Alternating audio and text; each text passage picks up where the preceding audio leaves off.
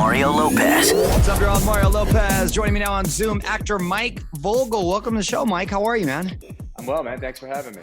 Well, my pleasure. I saw you on IG making your own cheesesteaks. Are you a real? That's my vibe right there. Yeah, I'm a Philly boy, so it's for me. You gotta. I mean, if you can't do that, you can't do anything. And many years of sampling the products elsewhere, and many years learned to do it myself. What's your favorite spot in Philly to get the Philly cheesesteak? So here's the thing. I grew up a Steve Steaks guy, but I was converted a couple years ago to a place called John's Roast Pork. I know Steve's, and then there's was it the D'Alessandro's, and there's a couple of D'Alessandro's, there's Tony Luke's, Pat's, Geno's, Jim's, all those places. Yes. By the way, they're all good. Fantastic. I mean, you can't have a bad one. You can't have a bad one. But John's Roast Pork does an extra sharp provolone. That for me it's game over.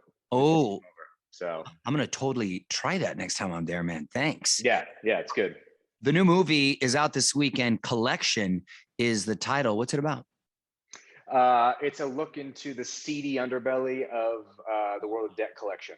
So we've all gotten those calls, or hopefully we haven't gotten those calls from people trying to collect on a debt. And this kind of focuses on the relationship between my buddy and I that started this company, and we clue on a very high value target. And his priorities get a little sideways, and he ends up romantically involved with the woman who we're trying to target, and everything spins out of control. But it was fun.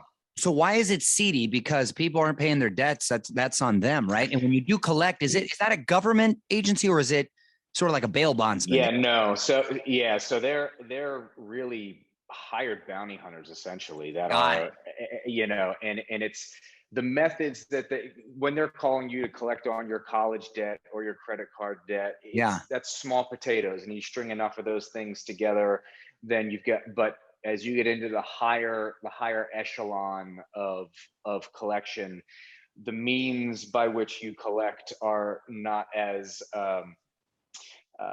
altruistic as they may seem. In the upper echelon, is that like serious credit card debt? I'm just curious. Or I mean, yeah, or high level IOUs that are high level loans that have been taken out for nefarious reasons to start nefarious businesses. Got it. That you know what you're getting into when you do those things. What a cool premise. Yeah, cool, man. Congrats on that. Thank you. You're also on the Netflix series Sex Life with my girl Sarah Shockey. That's right. How is that intimacy coordinator on set? Essential. Really? You find it essential? What's that? You find it is essential? I do. Especially when you're doing, I think when you're doing a show with that much intimate content, it serves to make sure that everyone knows at every moment what's expected. There's nothing that happens in those scenes that's not rehearsed, that is not planned, that's not written. It's not a place for you to start improvising. And so much for creative liberty, right there. I know, right? Are they choreographing it basically, or just sort of giving you permission?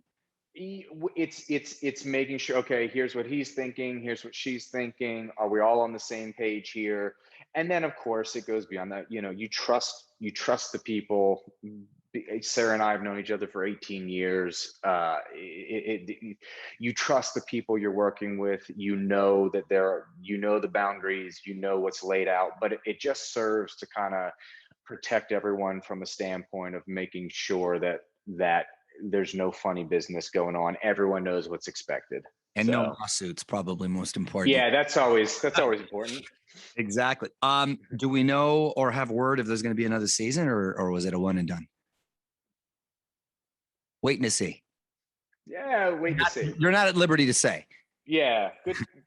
Yeah, we'll see. Good things. Okay, that sounds good. Judging by that smile, congratulations, and look forward to the official announcement. You also appeared with another buddy of mine, Rosalind Sanchez, on the new Fantasy Island. Yes. That must have been fun going to Puerto Rico. Yeah, we had a blast doing it. Fun to have a throwback to to an earlier show, Right. and it was fun. So Is it in your contract, or do you just tell your agent all the projects have to have hot women in them? correct, hot women in exotic locations, and Hey, you know that. God bless you, Mike. That is great, man. Coming up later this month, American Horror Story, your JFK. Yeah. How'd you do with the accent? Good gracious, that was a hard. Someone told me early on. They said it's a lose-lose situation. The accent doesn't exist anymore. It's not Boston. Well, that's what I was just going to say. Correct me if I'm Yeah. wrong, but it does. It's like that New England thing, but it's also from an era when men talk different. Like when you Correct. see these old movies, they sort of have this certain cadence. And That's right. Yeah. right. And I wonder how that sort of evolved, or when somebody said, okay, we're done Yeah. with Enough of that. Yeah, right. Yeah. Yeah.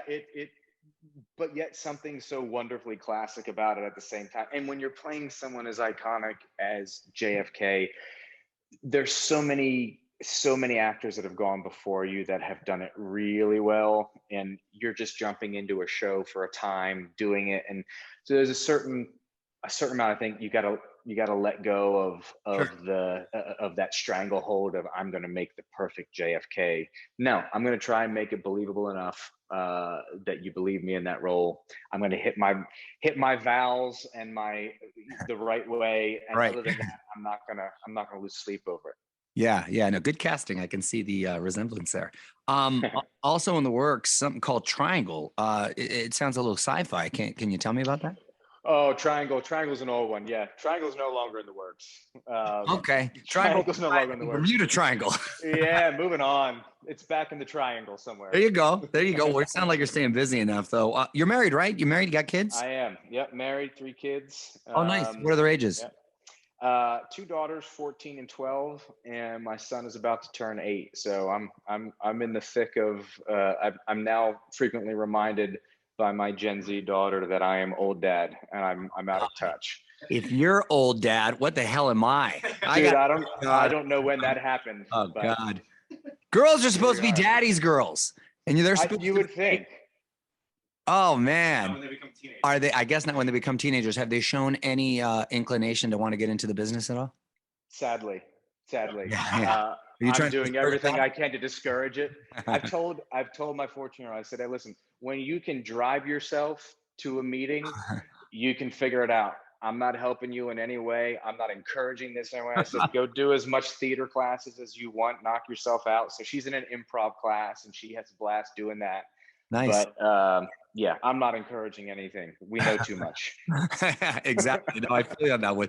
Well, good luck with that, man. And congratulations on everything. Hopefully we'll see you in person soon. And listen, you can check out Mike Vogel collection this weekend. Sex Life, of course, streaming on Netflix as well. Mike, thanks for checking in. Thanks, man. I appreciate it. Got it. On with Mario Lopez.